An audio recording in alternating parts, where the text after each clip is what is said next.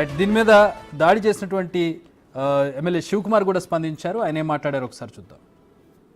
తెనాలి నియోజకవర్గ ప్రజలకి మరి ముఖ్యంగా ఓటర్ మహాశయ, పొద్దున ఐతానగర్ పోలింగ్ స్టేషన్లో నేను నా భార్య యొక్క ఓటు హక్కుని వినియోగించుకోవడానికి వెళ్తున్నప్పుడు అక్కడే క్యూ చాలా పెద్దదిగా ఉంది.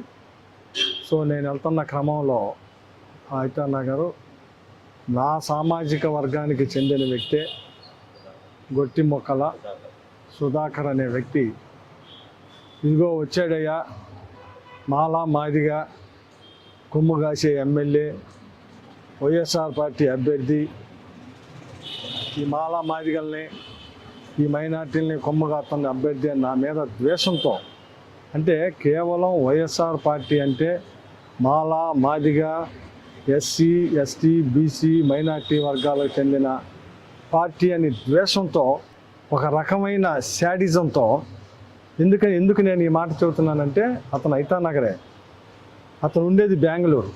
కావాలని తెలుగుదేశం పార్టీ వాళ్ళు, జనసేన పార్టీ వాళ్ళు ఇలా ఎక్కడెక్కడ ఉన్నాళ్ళు, కేవలం అమెరికాలో ఉన్నాళ్ళు కూడా పిలిపించి ఇక్కడ ఓట్లు వేయించే రకంలో వీళ్ళంతా ఒక శాడిజంతో ఈ రాష్ట్రంలో జగన్మోహన్ రెడ్డి గారిని ఏదో చేయాలి, వైఎస్ఆర్ పార్టీ ఎమ్మెల్యేలు ఏదో చేయాలి అనే శాడిజంతో ఈరోజు అతను ఆల్కహాల్ కూడా తాగి ఉండాడు.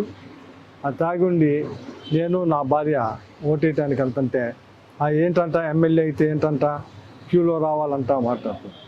సరే అతను అంటే అన్నాడేమో, కానీ మనం సహజంగా ఎవరైనా కానీ, ఇప్పుడు మనోహర్ గారు కూడా ఇప్పుడు ఓటేసి వచ్చాడు, క్యూలో నుంచున్నాడా? సహజంగా ఎమ్మెల్యే అభ్యర్థులు ఇట్లాంటి వాళ్ళు వెళ్ళి ఓటేయటం అనేది ఆనవాయితీ. అది దాన్ని కూడా నేనేం పట్టించుకోలేదు. కానీ అసభ్య దోషంతో పక్కన నా భార్య నేను ఉన్నప్పుడు అసభ్య దోషంతో, మరి ముఖ్యంగా ఏదైతే ఈ చిన్న కులాలని బహిరంగంగా తిట్టాడు. తెనాలి నియోజకవర్గ ప్రజలకి మరి ముఖ్యంగా ఓటర్.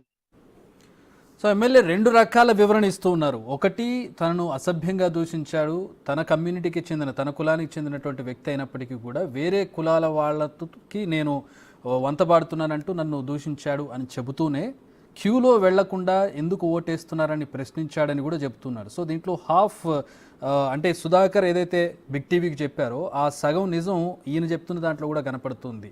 నేను నేరుగా వెళ్ళి ఓటేశాను, ఇప్పుడు మనోహర్ వెళ్ళి ఓటేశారు, ఆయన ఏమన్నా క్యూలో నిలబడి వెళ్ళి ఓటేశారా, మేమెవరు క్యూలో నిలబడకుండా ఓటేసాం అనేది చెబుతున్నారు. ఇలా క్యూలో నిలబడని ఎందుకు ప్రశ్నించినందుకు ఒక సాధారణ